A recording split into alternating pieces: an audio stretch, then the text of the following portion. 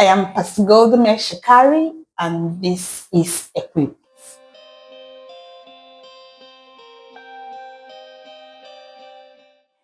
On today's episode of Equip, we'll be looking at building emotional maturity. Building emotional maturity.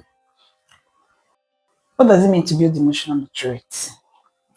Building emotional maturity is the process of developing self-awareness, empathy, and the ability to manage emotions constructively, even under stress. To manage emotions constructively, even when you are stressed out. This involves owning your mistakes, setting boundaries, responding thoughtfully rather than impulsively. You see, a lot of us find it very difficult to own our mistakes. And the truth is, we are not infallible. We make mistakes. The process of being able to change from those mistakes it begins with owning the mistakes, accepting responsibilities for our mistakes. If you do not accept responsibilities for your mistakes and own them, you cannot change. You cannot improve on them. So we must be able to become self-aware. Self-awareness talks about what kind of person am I? Before I can even begin to build emotional maturity, I must dissect myself and understand myself. Who am I? What kind of person am I? How do I react to issues? How do I relate with people? These complaints that people have about me, is there anything I can do to improve on them? Why do people complain a lot about me? Why is it that A is saying I'm rude, B is saying I'm rude, C is saying I'm rude? Did they connive to say the same thing? Shouldn't I pause and look at this persons as are pointing towards the same direction about me? What can I do about it?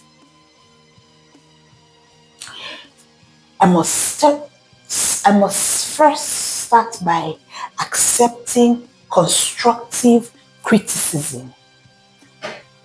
If I'm a singer, for instance, and my choir director says, the way you're singing like this, you're not going to be a very good singer.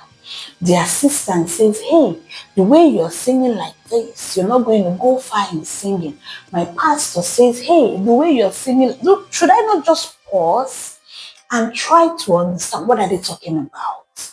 And then what can I do about it? This is the whole process of building emotional maturity.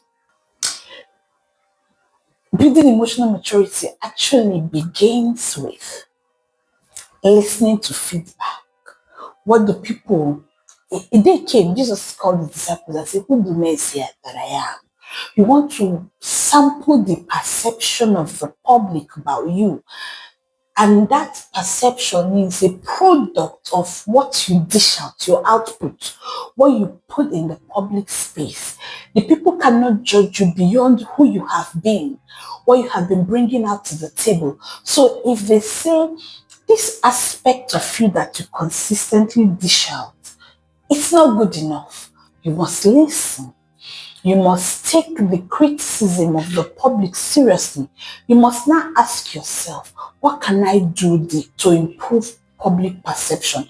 Now, we're not saying that you should be a puppet or that you should be a toy, that today someone wakes up and says, oh, you should be like this, you should be yellow, and tomorrow another person says you should be green, and tomorrow another person says you should be blue. But when everybody's pointing towards your character, and character is character. Is it that you have integrity or you don't have integrity?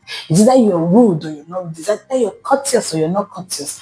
It is not subject to it is not relative. So different people cannot define it. It is it is a fact, right, that is accepted by everyone that integrity has one definition, that rudeness has one definition, that to be courteous or courtesy has one definition. So if one or two or three people are saying you are not this, rather you are this, you must harness what they're saying and then look at yourself and then one wonder what they are saying. Is it a true reflection of who I have been?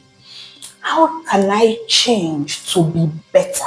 So that feedback is very important. But you don't just pocket the feedback. You work with the feedback to work on yourself so that by the time you're relaunching yourself, you're coming out as someone who is emotionally mature, who can relate with people of different spheres and be able to assert yourself without offending people. You see, the challenge of not building emotional maturity is that you find people will find it difficult to relate with you. And human beings in nature are relational.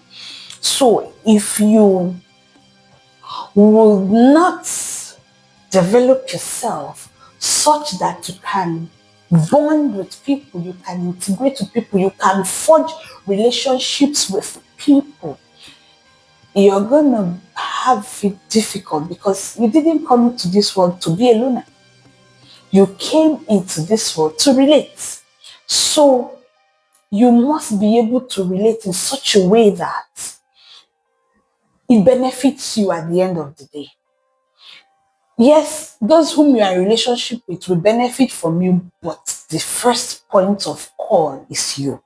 By the time everybody now begins to not abandon, but don't just want to be in your space because you're not emotionally mature, it will affect your mental health.